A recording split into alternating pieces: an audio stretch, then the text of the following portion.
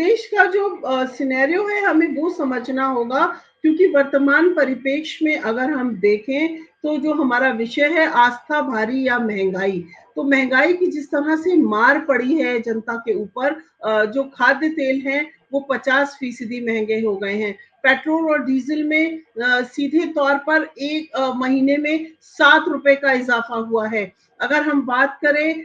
बेरोजगारी की, तो उत्तर प्रदेश में जैसा कि आंकड़े कहते हैं, हो सकता है इन आंकड़ों में थोड़ा कमी या पेशी हो, लगभग 12 करोड़ लोग ऐसे हैं जिन्हें सीधे तौर पर रोजगार की जरूरत है, और सरकारी नौकरियों में 2 लाख से ज्यादा पद खाली है, और 5 लाख युवा जो ऐसे हैं जिनको प्रत्यक्ष रूप से तुरंत प्रभाव से काम की दरकार है। ये मैं कहीं पढ़ रही थी ये आंकड़े, तो इसलिए इनमें कितनी विश्वसनीयता है, लेकिन जिस तरीके से किसी अखबार को पलटते हुए ये जानकारी मेरे हाथ लगी थी, तो मुझे लगा मैं अपने दर्शकों से साझा करूं। तो जो ये स्थिति है, जो वस्तु स्थिति है, वो कहानी बयां कर रही है कि वर्तमान परिप्रेक्ष्य में जो उत्तर प्रदेश है उसको रोजगार चाहिए,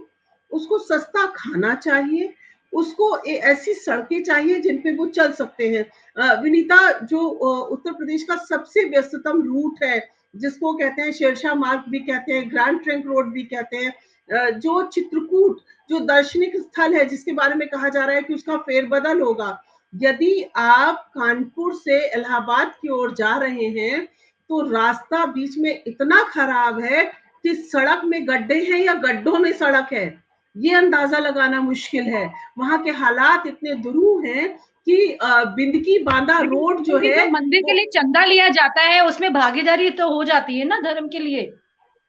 देखिए धर्म की भागीदारी ठीक है, लेकिन प्रदेश का कोई पुरसा हाल नहीं है, हालात बहुत खराब हैं। जो जनता है वो एक तरीके से कोरोना की मार से अभी उबर भी नहीं पाई है, कि महंगाई का दंश उसे इस कदर सता रहा है कि आपको बजट संभालना मुश्किल हो गया है। जिसका वेतन केवल 10,000 रुपए है और उसको 107 रुपए प्रति लीटर पेट्रोल और डीजल अगर 100 रुपए मिलेगा, तो आप बताइए कि इसका सीधा असर, अभी रबी की बुआई का सीजन चल रहा है, किसानों के ऊपर पड़ेगा। एक और तो किसान 3 कानूनों के लिए आंदोलन कर ही रहे हैं, लेकिन जो डीजल और पेट्रोल की महंगाई है ये कहां पर जाएगी, बुआई पे कितना इम्पैक्ट होगा, किसान बेहाल है। तो कुल मिलाकर केवल यदि आपको लगता है कि प्रधानमंत्री का जो गुजरे कल केदार दौरा था, जिस तरीके से उन्होंने काशी विश्वनाथ से लेकर अयोध्या का वर्णन किया, उसका इम्पैक्ट उत्तर प्रदेश के इलेक्शन के मॉडल पर पड़ेगा या उत्तराखंड के चुनाव पे पड़ेगा,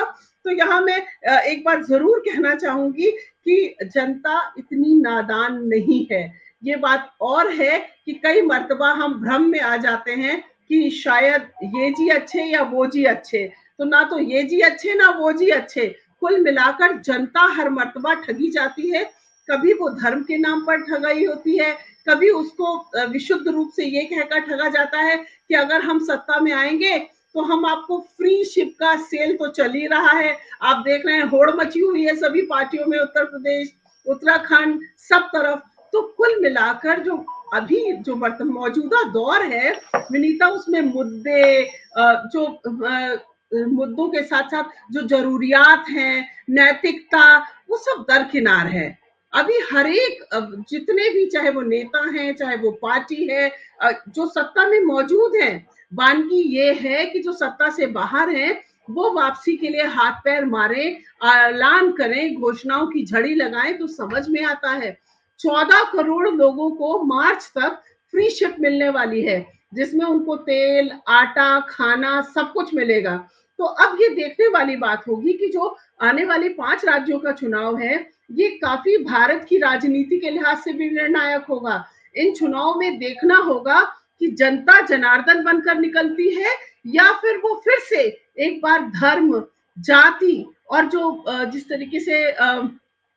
अभी दीपक भाई ने बहुत अच्छी बात कही कि क्या ये हमारी मेमोरी इतनी शॉर्ट हो गई है, हमारी सोच इतनी छोटी हो गई है कि एक के बाद एक हुए फेहरिस्त के तौर पे जो घटनाक्रम है हम उसको भूल जाएंगे। तो ये वानगी जो अवश्य हमारे सामने है, लेकिन जो मौजूदा दौर है, जो 2022 है, वो भारत की राजनीति के लिहाज से काफी टर्निंग पॉइंट होगा, जो ये तय करेगा कि जनता जो है वो मुद्दों को वोट करेगी या फिर जो उसकी जरूरियात है, जिस तरह से उसे ठगा गया है, जो भी परिप्रेक्ष्य रहे हैं, वो उनकी ओर जाएगी। तो आस्था भारी या महंगाई, तो वर्तमान में तो देख के यही लग रहा है कि आस्था की डुबकी लग गई है और उस पर महंगाई के तड़के को थोड़ा नरम करने के लिए पेट्रोल की कीमतें कम हुई हैं। आज बताया गया कि ईडेबल ऑयल की कीमतों में पूरे देश में 5 रुपए से 20 रुपए तक की कमी आई, लेकिन सरसों का तेल अभी भी कई राज्यों में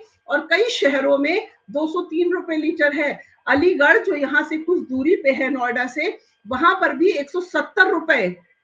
सरसों का तेल मिल रहा है। तो आप अंदाज लगाइए कि जो मजदूर ये सोचता था कि वो 20 रुपए का तेल खरीदेगा, 10 रुपए का नून लेगा, उसको आलू भी 35 रुपए में मिल रहा है। तो ऐसी महंगाई में आस्था कितना कमाल दिखा पाएगी, ये तो आने वाला वक्त तय करेगा। लेकिन फिलहाल अगर आम आदमी के लिहाज से सोचे तो उसकी थाली से पहले ही प्याज और आलू गायब हो गया था, और अब उसका दर्द ये है कि जो वो सत्तू में थोड़ा सरसों का तेल मिलाकर और एक अच्छा सा वो बना लेता था मिक्सचर, अब वो भी उससे बनता हुआ नहीं दिख रहा है। तो ऐसे में आस्था कितना काम करेगी, ये तो कहना थोड़ा कठिन ही होगा।